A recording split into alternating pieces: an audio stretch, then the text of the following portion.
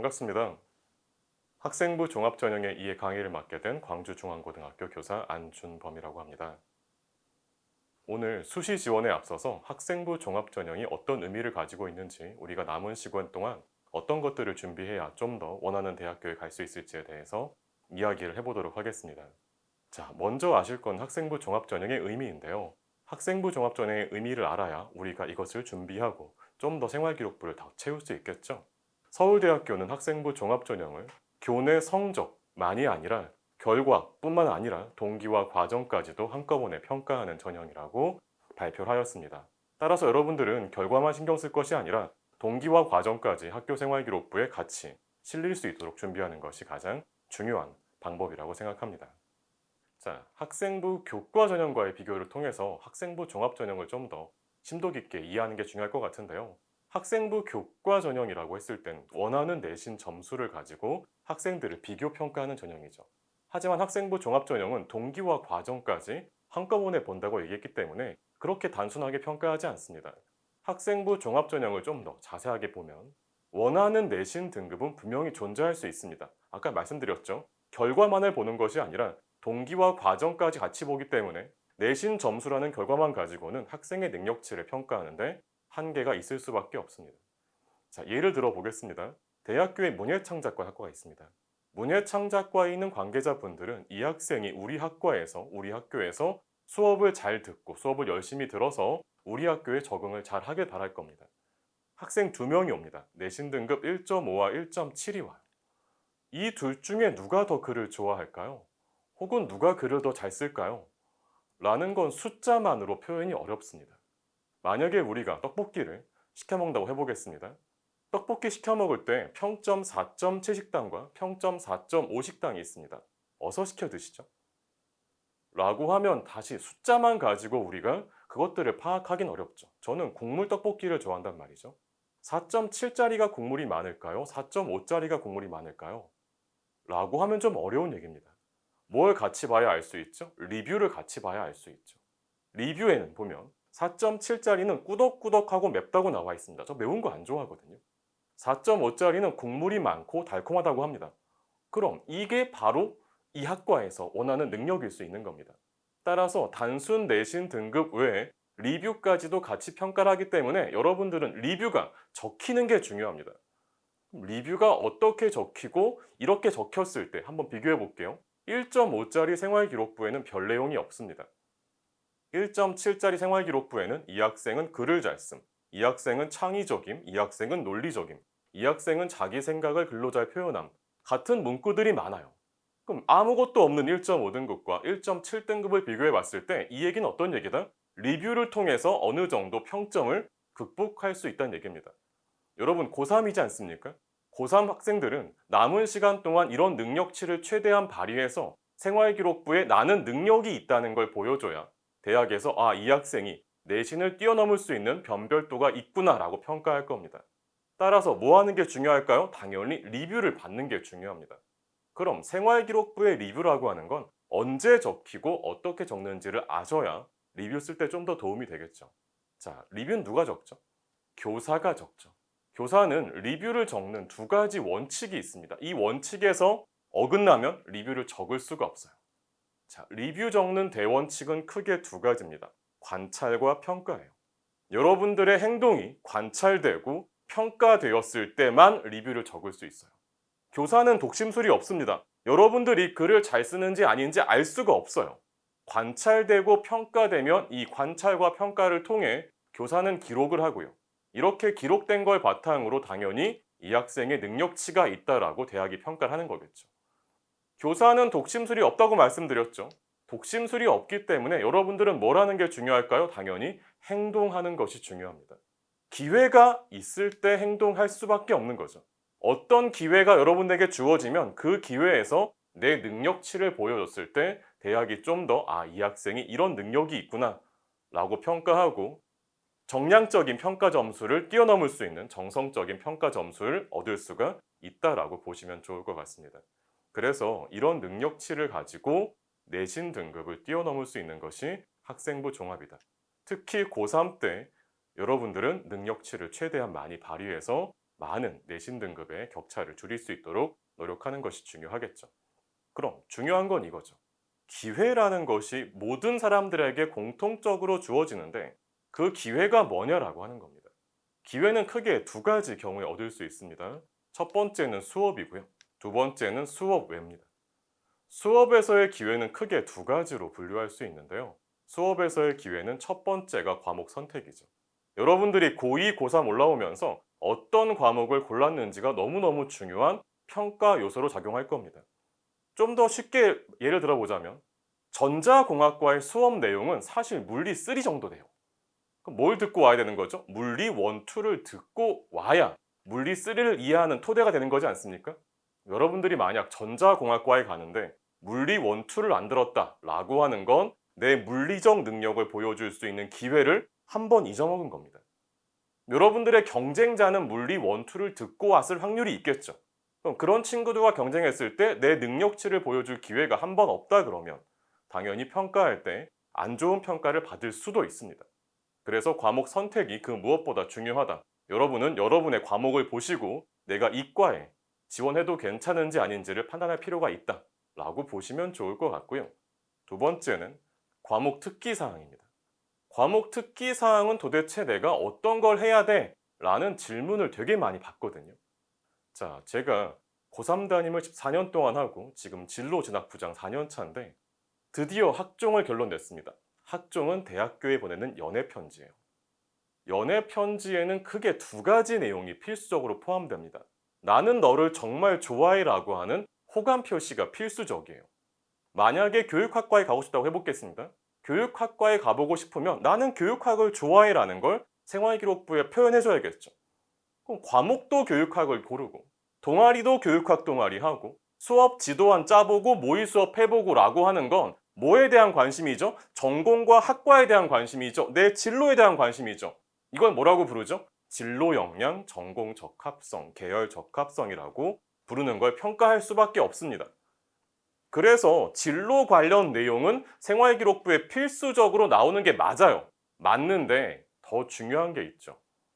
연애 편지에 나는 호감 표시만 했다고 했을 때 과연 호감 표시한 사람만을 뽑을 것이냐? 라는 문제가 있는 겁니다. 왜? 모의 수업 해보고 수업 지도안 짜본 친구들이 너무 많거든요. 따라서 단순 호감 표시만 가지고는 이 학생이 능력이 있다라고 평가하기가 어려울 수 있습니다. 따라서 뭘 같이 보여주는 게 맞다? 능력을 같이 보여줘야죠. 그럼 능력이라는 게 뭐야? 최근 겨울방학 때 대학에서 강조하는 문구들이 있습니다. 깊이 있는 학습이라는 걸 엄청나게 강조하더라고요. 깊이 있는 학습은 진로에 대한 이해도 마찬가지지만 교과에 대한 심도 깊은 이해에서 출발하는 경우가 엄청나게 많아요. 예를 들어 볼게요. 우리 고1 통합과학 시간에 대기권이라는 걸 배웁니다. 대기권 기억나실 것 같아요. 제일 밑에 대륙권이 있고요. 그 위에 성층권이 있고 그 위에 중간권이 있고 그 다음 열권이 있습니다. 애들한테 물어보죠. 얘들아 대기권 얘기해봐. 쭉 얘기합니다. 얘들아 오존층이 어디 있지? 성층권이요 쌤. 이라고 하면 수업을 열심히 들은 거예요. 깊이 있는 학습은 여기서 한 단계 더 나아가면 되겠죠. 그 다음 질문이 이겁니다. 얘들아 오존층은 왜 성층권에 있어? 중간권에 있으면 안 돼? 라고 하면 아이들이 쌤 그게 왜요? 저 그런 거 안 배웠는데요. 여러분은 수업에 적극적으로 참여해서 교사와 상호작용하면서 비판적으로 수업을 듣고 이 수업에 대한 의문점을 심층적으로 해결했을 때 수업을 잘 들었다, 깊이 있는 학습이다라고 표현할 수 있을 것 같습니다. 그럼 여러분들은 수업을 열심히 듣는 것뿐만 아니라 뭐 해야 됩니까? 적극적으로 참여해서 수업을 잘 듣는 것이 중요하다. 이렇게 잘 들었을 때 여러분들의 진로에 대한 호감 표시, 뭐라고 부른다고 그랬죠? 진로 역량, 전공 적합성 뿐만 아니라 수업에 대한 능력 표시, 수업이니까 학업이겠죠. 뭐라고 부를까요? 학업 역량이라고 부르겠죠. 그래서 진로 역량과 학업 역량을 둘 다 채운 생활기록부를 대학교에 보냈을 때 이 학생이 우리 학교를 좋아하기도 하고 우리 학교에 맞는 능력치도 가지고 있구나 라고 평가받을 수 있을 겁니다. 따라서 생활기록부에 진로 관련 내용이 있다고 해서 나쁠 건 아닙니다. 나쁘지 않아요. 나쁘지 않지만 진로 관련 내용은 필수예요. 필수지만 충분하다고 보긴 어렵다. 다른 능력까지도 함께 보여줬을 때 이 학생의 능력이 있다는 게 좀 더 잘 보인다. 여러 가지 영향치들을 한꺼번에 보여주는 것이 중요하다라고 봐주시면 좋을 것 같습니다. 자, 그래서 여러분들 과목 특기사항에 학년 말에, 학기 말에 발표할 기회가 되게 많으시죠? 그럼 발표 기회에서 내 능력치를 충분히 보여주는 게 중요해요. 국어 세특에 이 학생은 의사가 되고 싶은 학생임, 영어 세특에 이 학생은 의사가 되고 싶은 학생임 이라고 보여줄 필요 물론 있을 수 있겠지만, 국어 세특에서는 이 학생은 국어를 잘함, 영어 세특에는 이 학생 영어를 잘함도 함께 등장해주면 이 학생의 능력이 좀 더 잘 보일 것이라고 생각이 됩니다. 자, 그 다음 수업 외가 있죠. 나머지가 되게 많은데 제가 하나로 뭉친 이유는요, 여러분들은 학교에 있는 동안 80%에서 90%를 수업을 들어요.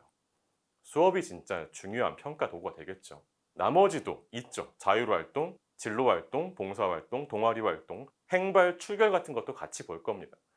여기서 여러분들은 동아리를 뭘 고르는지, 진로활동을 어떤 것들을 골랐는지, 자율활동에 어떤 것들을 했는지 같은 선택을 할 수가 있고요. 이 선택도 특기사항에 맞춰 기록했을 때 이 학생의 능력이 좀 더 잘 보이지 않을까라고 생각할 수 있을 것 같습니다. 그렇게 보시면 좋을 것 같고요. 여기 보시면 이번에 겨울방학 때 발표한 자료죠. 연대, 고대, 성대, 중대, 경희대에서 우리 학과에 지원할 때 필요한 핵심 과목과 권장 과목을 발표했습니다. 여기에 맞는지 확인해 보시고 지원하는 것도 필요하지 않을까라고 생각할 수 있겠죠. 왜 이게 중요하냐라고 하면요, 경희대학교에서 3년 전인가요? 2년 전인가요? 이걸 어떻게 평가하냐라고 했을 때 한 네 번째 줄 보시면 물리 계열 학과 지원자가 물리 2를 미이수했을 때 어떻게 평가하는지에 대한 사정관님들의 설문조사 결과였거든요. 빨간색이 되게 많은 것처럼 보이시죠? 중대한 감점이라고 보시면 좋을 것 같습니다. 그래서 이과, 특히 자연계열 친구들은 선택 과목을 꼭 들으면 좋겠다, 안 들으면 안 된다 정도로 보시면 좋을 것 같고요.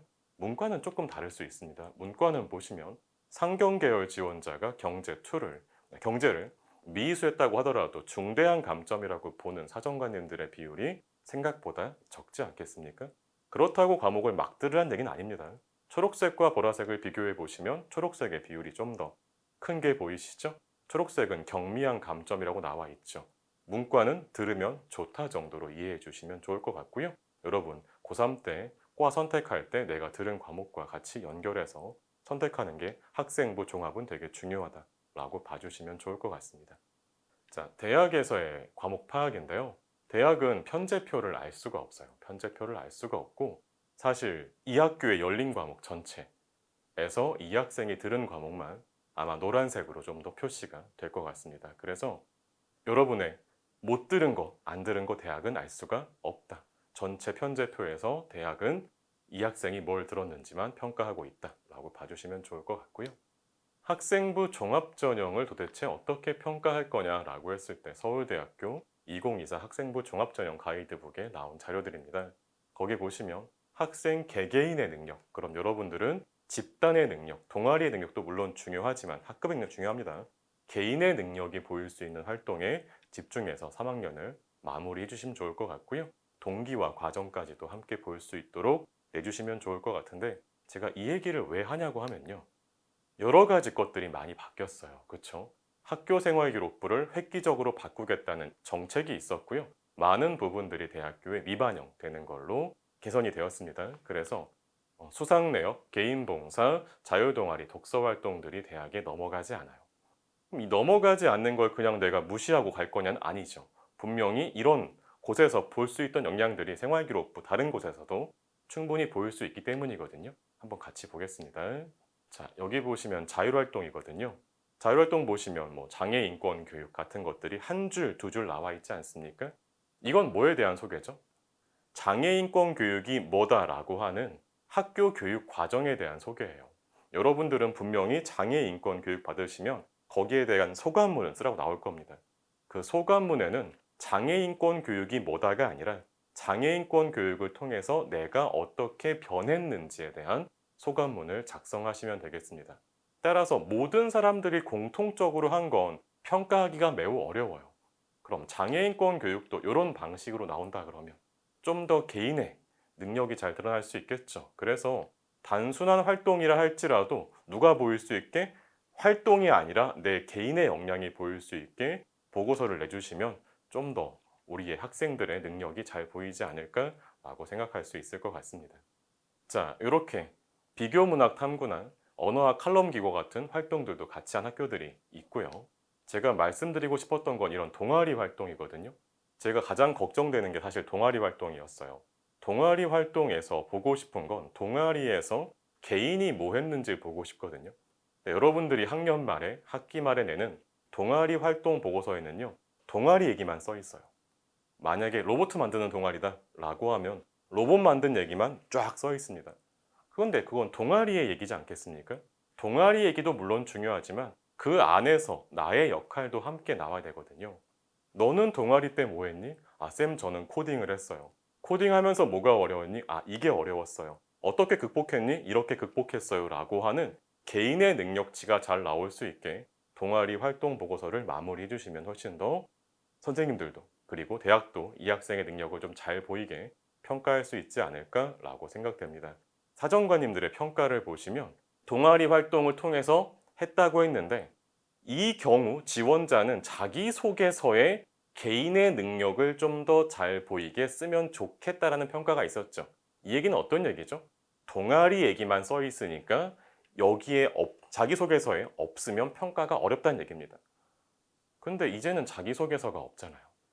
따라서 동아리 특기사항 칸에 뭐가 잘 보일 수 있게 개인의 능력이 잘 보일 수 있게 적히는 것이 중요할 수 있다라고 보시면 좋을 것 같습니다. 자, 그래서 교과와 종합을 한번 직접적으로 비교해 보겠습니다. 종합전형은 교과와 달리 첫 번째, 숫자를 중심으로 평가하는 정량적인 평가에서 벗어나서 리뷰까지 같이 평가하는 전체적인 평가를 보고요. 특정 반영 교과목이 있는 것이 아니라 전 과목을 골고루 평가하는 모든 과목 평가라고 보시면 좋을 것 같습니다. 학년별 비율도 없고요. 학기별 추세, 그리고 학기별 특징들을 함께 평가한다 라고 봐주시면 좋을 것 같습니다. 물론 출결봉사 엄청나게 중요할 수 있죠. 왜? 인성을 평가할 때 사용할 수 있기 때문에 여러분들 출결관리 고3 마지막까지 잘 해주시기를 부탁드립니다. 그 다음 수능 최저 등급을 요구하는 대학이 그렇게 많지는 않다라고 보시면 되겠고요.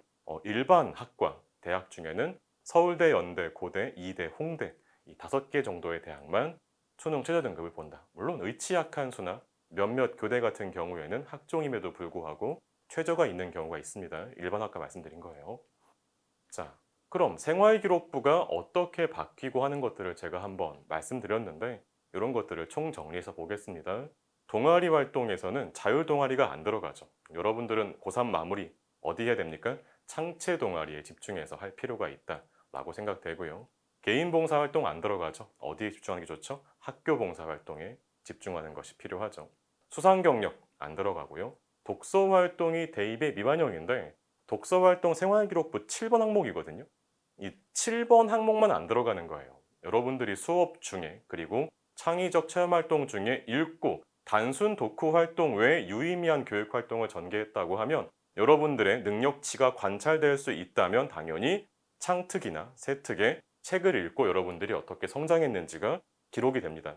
책을 안 읽는 게 아니라 책 자체가 안 들어가는 거지 책 읽고 여러분들의 능력치나 역량의 성장 같은 것들은 충분히 반영되고 있다라고 봐주시면 될 것 같고요. 마지막으로 학교 자율교육과정이라고 해서 개인 세특의 교과 융합 과정들이 적히고 있으니까 이 학교 자율교육과정이 학기 말에 보통 이루어지거든요. 우리 고3 친구들은 학기 말에 여기에 참여해서 개인 세특까지도 챙길 수 있도록 하는 것이 중요할 것 같다라고 말씀드릴 수 있을 것 같습니다. 학생부 종합전형을 평가할 때는 당연히 학생부 종합전형은 학생다움을 평가하는 거거든요. 학생다움이라고 하는 건 되게 주관적이잖아요. 저는 학생들에게 이렇게 얘기합니다. 학생부 종합전형은 피겨스케이팅 같은 거예요. 우리 피겨스케이팅을 딱 봤을 때 아름다움이라는 주관적 평가를 순위를 매기는 거 아니겠습니까? 그쵸. 물론 1등이 독보적이긴 잘 보이긴 합니다. 근데 여러분들은 16등과 17등이 구분이 가시나요? 조금 어렵죠. 하지만 전문가들은 구분할 수 있죠. 왜 구분이 가능하죠? 그분들은 채점 기준표가 있기 때문인 거죠. 학생부 종합전형도 뭐가 존재한다? 채점 기준표가 존재한다. 따라서 대학들은 이 학생의 학생다움을 학업 역량, 전공 적합성, 인성, 발전 가능성의 네 가지로 나누어서 2018년도부터 평가하기 시작했습니다. 그래서 대학들은 학업 역량을 많이 보기도 하고 전공을 많이 보기도 합니다. 대학별로 쭉 보시면 기억부터 정리했거든요. 학업 역량을 얼마큼 보는지, 전공 적합성을 얼마큼 보는지, 어떤 대학은 계열 적합성이라고 하기도 하고요. 어떤 대학은 진로 역량이라고 하기도 합니다. 그래서 각 항목별로 제가 정리한 거니까요. 제가 많이 보는 요소에는 색깔 다르게 해서 파란색으로 칠해놨습니다. 나중에 한 번씩 스페이스 누르시면서 보시면 좋을 것 같아서 따로 설명은 하지 않겠습니다. 대학별로 이렇게 각자 다르게 평가한다 라고 보시면 좋을 것 같고요. 보이시죠? 스페이스 누를 수 있죠? 네, 넘어가겠습니다. 이렇게 대학별로 평가를 한다 라고 봐주시면 될 것 같아요. 정말 다양하고 정말 평가 비중도 다른 걸 볼 수 있겠지만 그래도 크게 네 가지, 학업 역량, 진로 역량, 인성 역량, 그 다음에 발전 가능성까지 네 가지로 대학별의 평가 채점 기준표를 종합할 수 있을 것 같습니다. 자, 이건 경희대에서 연구한 연구 보고 자료인데요.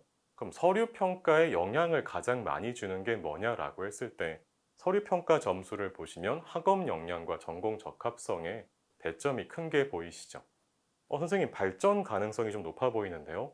발전 가능성은 이번 그 공동연구 보고서에서 다른 항목들과 중복되는 게 있다라고 해서 몇몇 대학교에서 발전 가능성을 삭제하고 다시 개편한 새로운 연구 보고서가 있거든요. 좀 이따 설명드릴게요. 어쨌든 학업 역량, 전공 적합성, 인성 발전 가능성의 평가 요소가 있고 T 검증을 해봐도 학업 역량과 전공 적합성에서 좀 더 많은 점수를 부여하는 걸 확인할 수 있을 것 같습니다.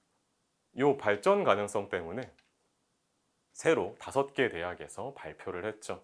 너무 겹친다. 그래서 크게 세 가지로 보자. 학업 역량, 진로 역량, 인성이 약간 공동체 역량 쪽으로 바뀌었다. 사실 새롭게 만든 거라고 보기보다는 과거에 있는 역량들이 재배치된 거다 정도로 이해하시면 될 것 같고, 과거랑 평가가 다른데 그럼 준비를 다르게 해야 되냐? 아닙니다. 평가는 비슷합니다. 단지 재배치된 것 뿐이다 라고 이해해 주시면 좀 더 준비가 수월할 것 같습니다. 자, 학업 역량이라고 하는 걸 제가 대학교에 나온 걸 쭉 긁어 갖고 왔거든요. 네, 쭉 긁어온 걸 많이 보이려고 긁어 갖고 온 거고요. 이게 중요한 게 아니라 대학교에서 공통적으로 말한 부분은 과제를 어떻게 수행하고 학업에 대한 집착이 얼만큼 있고 깊이 있는 학습을 얼만큼 했는지가 공통적으로 보이는 부분들이에요. 자, 한번 서울대학교에서 발표한 예시를 보겠습니다. 이 학생이 국어에서 어떤 활동을 했는지 나와 있거든요. 자, 보시면 국어에서 이런 활동들을 했나요? 그럼 이 학생은 국어 국문학과 가고 싶은 학생인가? 라고 볼 수 있겠지만 이 학생들은 사실 화공생명공학과나 약학 계열에 지원하고 싶은 친구들이었습니다. 따라서 국어 시간에 약에 대한 지문 본 게 아니죠. 화공생명공학과에서 화학 지문 본 게 아니죠. 이렇게 봐도 충분히 학생들의 국어 능력을 볼 수가 있다. 따라서 모든 걸 다 진로로 맞출 필요는 없다. 물론 전공과 연계된 과목 같은 경우에는 진로 관련 탐구할 수가 있겠죠. 근데 전공과 관련 없는 과목까지도 억지로 끌어다가 맞추는 건 좀 어려운 얘기라고 생각됩니다. 자, 전공 적합성은 진로에 대한 탐색이 엄청나게 중요하거든요. 그런 얘기가 쭉 적혀 있는데 그럼 남들은 뭐 했는지 되게 궁금하시잖아요. 남들이 뭐 했는지를 보려면 사실 가장 좋은 칸이 이런 칸입니다. 면접 기출 문제가 나와 있는 칸들이 있어요. 이 면접 기출 문제는 학과별로 모여 있고요. 이 학과별로 모여 있는 데서 화학공학부의 학생이 이런 활동들, 전공과 맞는 활동들을 했다고 보이는 것들이 있거든요. 그래서 면접 질문들을 참고하시면 이 학과에서 어떤 것들을 많이 했는지가 아마 공통적으로 보이실 것 같아요. 대학교 입학처에 들어가시면 학생부 위주 가이드북이라는 게 있습니다. 거기 참고해 주시면 면접 문제 많이 나와 있으니까 남들이 어떤 거 했는지 참고해 보시고 또 여러분들 고3이지 않습니까? 면접 준비할 때도 도움을 받으시면 좋을 것 같습니다. 화공학부 마찬가지고 철학과도 이런 활동들을 했네요. 윤리 시간에 뭘 했고 해서 전공과 관련된 내용들이 많이 나와 있습니다. 물론 여러분들이 철학과를 가지 않더라도 생활과 윤리 시간에 분배적 정리를 탐구했으면 이 학생은 윤리를 잘 들은 겁니다. 그래서 철학과에 가지 않을 친구들도 충분히 참고할 수 있기 때문에 같이 한번 보시면 정말 좋을 것 같아요. 자, 그럼 제가 말씀드렸죠. 학생부 교과 전형보다 종합 전형은 능력치를 통해서 어느 정도의 변수를 만들어낼 수 있다. 요거는 제가 오름차순으로 어디가에 나와 있는 걸 바탕으로 교과 70% 오름차순 정리한 거고요. 빨간색은 학생부 종합 전형의 50% 컷이에요. 파란색은 교과의 70% 컷이거든요.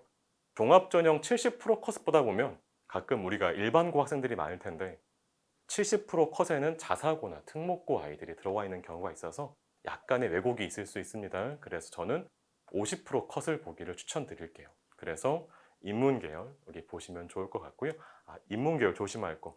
50%컷 보실 때 가끔 어문계열 같은 경우에는 외고 학생들이 들어와서 정보에 왜곡이 약간 있는 경우 있습니다. 그거를 절대적이라고 생각하지 마시고 옆학과와 같이 비교해 보시면 좀 더 정확한 정보가 나오지 않을까라고 생각할 수 있을 것 같습니다. 인문이었고요. 이게 자연계열. 바로 지난주에 나온 걸 제가 정리해서 가지고 왔습니다. 올해 2월 졸업생들 데이터라고 보시면 좋을 것 같아요. 자, 그럼 이런 2015 개정교육과정과 고교 학점제 여러분들이 적용받고 있죠. 고교 학점제가 뭔지를 당연히 알아야겠죠. 고교 학점제는 첫 번째 문단 보시면 진로와 적성에 따른 과목 선택이에요. 그럼 이 얘기는 어떤 얘기일까요? 진로와 적성이 없으면 과목을 고를 수가 없다는 얘기죠. 여러분들은 이미 뭘 고른 거예요? 진로와 적성에 맞춰서 과목을 고른 겁니다. 따라서 진로가 고3 때 급격하게 변하면 불리할 수 있습니다. 그래서 여러분들 진로에 대한 고민이 고1, 2 때 충분히 일어났을 거라 생각하고요. 갑자기 고3 때 학생부 종합 준비하면서 계열 밖으로의 변동이라든지 급격한 변동되면은 여러분들의 능력치를 볼 수 있는 기회가 한번 주는 거다. 따라서 고교 학점제를 꼭 염두에 두시고 또 학생부 종합전형의 진로 역량을 염두에 두시고 학과를 선정하시기 바랍니다. 자, 이렇게 보이기도 하는데 여기 보시면 이 학생 잘 들은 것 같죠? 잘 들은 것 같죠? 저 별표되어 있는 과목 보이시나요? 별표되어 있는 과목은 공동교육과정으로 들은 거거든요. 고3 학생들은 공동교육과정 할 기회가 많지 않겠지만 혹시 듣고 있는 고1, 2가 있다면 공동교육과정에도 적극적인 참여를 부탁드리겠습니다. 자, 그럼 2015 개정교육과정에서 학생부 종합전형 평가를 어떻게 할 거냐라고 했을 때 당연히 아까 말씀드린 진로 역량 말고도 과목별 능력치를 함께 보고 싶을 텐데 이 과목별 능력치를 보이는 것이 바로 핵심 역량이에요. 우리 국어과는, 우리 사회과는 학생들을 이런 방향으로 성장시키겠다. 대학도 물론 이걸 알고 있습니다. 그래서 아이들이 우리 국어에서 바라는 능력치가 충분히 나와 있는지를 고려할 수밖에 없어요. 그래서 핵심 역량을 가지고 여러분들의 국어 능력을 볼 수 있기 때문에 국어에선 뭘 잘한다? 국어 선생님이 얘기하시는 이런 수업들을 절대로 잘 따라가는 것이 되게 중요하다라고 봐주시면 될 것 같습니다. 자, 이게 핵심 역량들인데요. 혹시라도 제가 예시 만들어 갖고 왔으니까 나중에 한번 보시면 좋을 것 같아요. 이런 성취 기준에 맞는 능력치가 내 생활기록부에 나와 있는지 분석해 보시고요. 제가 가상의 인물 세 특 써갖고 왔거든요. 여기 보시면 사회과의 역량이 보일 수 있게 만들어 갖고 왔습니다. 이 학생은 뭘 잘하는 거죠? 사회를 잘하는 거죠. 이렇게 됐을 때 진로 역량 말고도 충분히 학업 역량을 볼 수 있다라고 봐주시면 좋을 것 같습니다. 요 세특은 어떠신 것 같으세요? 학생 여러분? 가끔 이런 세특이 엄청나게 많이 보여요. 영어 세특이거든요. 가상인물 만든 겁니다. 여기 보시면 아마 제 생각에 이 친구는 의예과를 가고 싶었거나 아마 생명공학과에 가고 싶은 친구들이었던 것 같아요. 그래서 수업 중에 뭐만 한 거죠? 진로 관련 발표만 쭉 한 거죠. 그러니까 다른 역량이 좀 안 보이는 거죠. 이렇게 됐을 때 대학은 어떻게 평가할까? 라고 했을 때 이번에 발표한 자료가 있죠. 진로만 가득한 생활기록부를 어떻게 평가하냐라고 했을 때 여기 보시면 지원한 모집 단위와 관련서 속에서 전공 적합성 차원에서 변별하는 사정관님들이 계셨습니다. 세 번째 문단 보시면 전공에 대한 이해 부분에서 변별을 두는 편입이라고 되어 있는 거 보이시죠? 이렇게 긍정적으로 평가하는 분도 계시지만 해당 교과목 성격과 관련 없는 학생 진로 관련 탐구를 썼을 경우에 대학이 어떻게 평가하냐라고 했을 때 첫 번째 보시면 세특은 교과와 관련된 역량을 평가한 항목이기 때문에 진로와 관련 없는 역량은 기술할 필요도 없고 활용할 필요도 없다 보이시죠?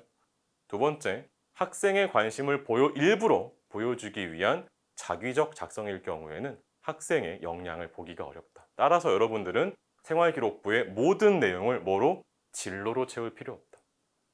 고3 마무리는 뭘 채워줘라? 내 능력을 충분히 보일 수 있게 채워줘라 라고 보시면 학년 마무리가 좀 더 쉽지 않을까라고 생각됩니다. 그래서 한번 같이 볼게요. 이런 세특이 있다고 한번 해보겠습니다. 면접에서는 뭘 물어보냐? 당연히 이런 걸 물어봅니다. 한글로 번역한 후 기존 번역본과 대조하는 활동을 진행했다. 그럼 대학교는 되게 궁금할 거잖아요. 번역하면서 뭐가 어려웠는지, 또 어떻게 극복했는지 같은 것들이 보일 겁니다. 이런 것들이 생활기록부의 개인 역량으로 좀 더 잘 나타날 수 있게 여러분 학기 말에 내는 진로 관련 보고서 아니면 세특 관련 발표 내용 있을 때 결과 위주로만 내지 마시고요. 동기와 과정까지도 함께 적어주시면 좋을 것 같습니다. 마찬가지로 이 학생 보시면 어떤 게 궁금하세요? 저는 이게 궁금하거든요. 보이시나요? 지역 불균등 문제에 대해 발표했단 말이죠. 그럼 여러분들이 가지고 있는 시각은 어떤 것인가요? 를 면접장에서 상당히 많이 물어본다. 이런 것도 준비를 하시면 되겠습니다. 면접 준비도 생활기록부를 보시면서 궁금증이 있으면 챙겨 놓으시면 좋을 것 같습니다. 자, 그래서 이런 경험들을 종합해 보면 사실 단순 경험 다 같이 한 거죠. 선택적 경험 나만 한 거죠. 두 번째, 선택해서 능동 경험 탐구까지 한 거죠. 탐구까지 하고 마지막 확장까지 시킬 수 있을 때 여러분들의 능력치가 가장 많이 보이지 않을까라고 생각하기 때문에 이렇게 고3 마무리 활동을 해주시면 감사할 것 같습니다. 이런 식으로 진행을 부탁드릴게요. 자, 그 다음 도대체 학종은 일반고를 위한 거냐 자사고를 위한 거냐라는 질문들이 되게 많으세요. 그런데 학종을 보시면 제가 이번 겨울방학 때 가져온 자료들인데요. 일반고 비율 높은 거 보이시죠? 일반고 학생들도 학종에서 충분히 경쟁력이 있다라고 봐주시면 좋을 것 같고요. 경희대가 발표한 자료인데요. 학종에서 재학생들의 합격 비율이 상당히 높다는 게 보이시죠? 우리 재학생 여러분 끝까지 포기하지 마시고 학종 보시면 재학생 합격 비율 제일 높은 거 보이시죠? 우리가 가장 자신 있게 도전할 수 있는 분야가 바로 학종이다 라는 거 신경 써서 마지막 마무리 잘 하시면 좋을 것 같습니다. 지금까지 이제 고3 학생부 종합전형의 이해와 마무리 파트를 강의했는데요. 여러분들 이제 남은 시간이 얼마 없습니다. 최종까지 열심히 하셔서 원하는 성취를 이뤘으면 좋겠습니다. 감사합니다.